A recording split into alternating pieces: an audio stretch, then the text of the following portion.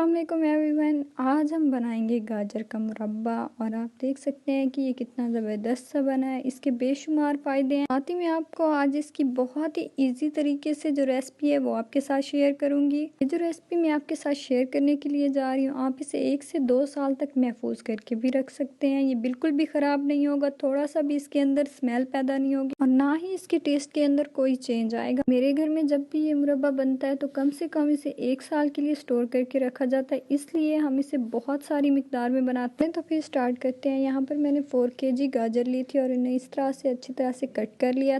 Cut करके मैंने इसे एक बड़े साइज़ का देगचा लिया और उसके अंदर शामिल कर दिया। साथ ही मैंने इसके अंदर पानी भी शामिल कर दिया है। यहाँ पे जो पानी की मिकदार लेनी है वो कम से कम इतनी होनी चाहिए कि इसके अंदर गाजर अच्छी तरह से बॉयल हो सके। पानी शामिल करने के बाद चम्मच की मदद से अच्छी तरह से इसे मिक्स कर लेंगे। इसे अच्छी तरह उबलने के लिए चूल्हे पर ठहरा देंगे और आंच को यहाँ पे हम हाई कर देंगे। मैंने इसे बनाने के लिए लकड़ियों की आग का इस्तेमाल किया है, आप सुई गैस का भी इस्तेमाल कर सकते हैं। अक्सर ऐसा होता है कि हम कोई भी रेसिपी बनाते हैं तो हम एक ही रेसिपी को फॉलो करके उसकी तमाम स्टेप बाय स्टेप फॉलो करके हम बनाते हैं, बट उसके टेस्ट में डिफरेंस होता है क्योंकि एक रेसिपी हम लकड़ियों की आग पर बनाते हैं और दूसरी रेसिपी हम गैस पर बनाते हैं। हमेशा ही जो लकड़ियों की आग पर बनाई गई रेसिपी होती है वो ज़्यादा टेस्टी होती है। जब भी मेरा दिल करता है कि कुछ ज़्यादा टेस्टी बनाना हो तो मैं उसे लकड़ियों की आग पर बनाना ही प्रेफर करती हूँ। 20 मिनट तक अच्छी तरह से बॉयल करने के बाद मैं गाजर का एक पीस बाहर निकाल कर चेक करूँगी कि वो अच्छी तरह से गल चुकी है या नहीं। गाजर अच्छी तरह से गल चुकी है। अब मैंने चारपाई के ऊपर एक दुपट्टा लिया और उसको अच्छी तरह से फैला दिया और उसके ऊपर तमाम तर गाजरों को अच्छी तरह से पानी के बगैर मैंने इस दुपट्टे के ऊपर शामिल कर लिया। दुपट्टे पे शामिल करने के बाद मैं गाजरों को अच्छी तरह से फैला कर रख दूंगी ताकि इसके अंदर मौजूद सारा पानी खुश्क हो जाए और साथ ही इसके बुखारात भी खत्म हो जाए। ऐसा करने से गाजर के अंदर मौजूद नमी जो है वो अच्छी तरह से खत्म हो जाती है। देख चलेंगे और उसके अंदर हम चीनी शामिल कर दें। एक बात याद रहे कि यहाँ पर जब मैंने 4 kg गाजर ली थी उसके अंदर मैं 3.5 kg शुगर शामिल कर रही हूँ। साथ ही मैं यहाँ पर जो पानी शामिल कर रही हूँ वो मैंने 2 लीटर पानी शामिल किया और अच्छी तरह से इसे मिक्स कर देंगे। शीरे को फुल आंच पर अच्छी तरह से पकाएंगे। यहाँ पर मैंने पानी की मिकदार इसलिए कम ली है क्योंकि हम गाजर को पहले ही बॉईल कर चुके हैं। जब शीरा अच्छी तरह से पक जाएगा तो उसके बाद हम इसके अंदर बॉईल की हुई गाजर शामिल कर देंगे। सारी गाजर शामिल करके चम्मच की मदद से अच्छी तरह से इसे मिक्स कर लेंगे।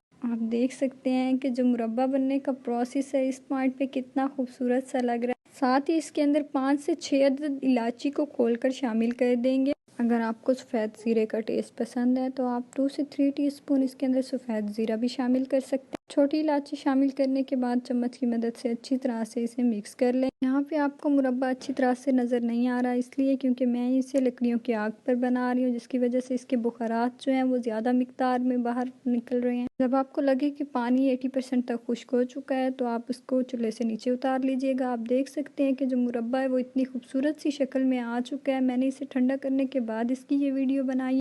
आप इसे 1 से 2 साल तक अच्छी तरह से स्टोर करके रख सकते हैं। अब मैं इसे किसी जार के अंदर शामिल कर दूंगी। यहाँ पे मैंने ऐसे 5 से 6 जारों में इसे शामिल किया था, बट जो वीडियो है वो मैंने सिर्फ एक ही जार की बनाई है। उम्मीद करती हूँ कि आपको मेरी आज की वीडियो पसंद आई होगी। लाइक करना और कमेंट करना मत भूलिएगा। साथ ही मेरे चैनल को भी सब्सक्राइब कर दीजिएगा। इंशाल्लाह नेक्स्ट वीडियो में मिलेंगे एक न्यू रेसिपी के साथ। तब तक के लिए अल्लाह हाफिज़।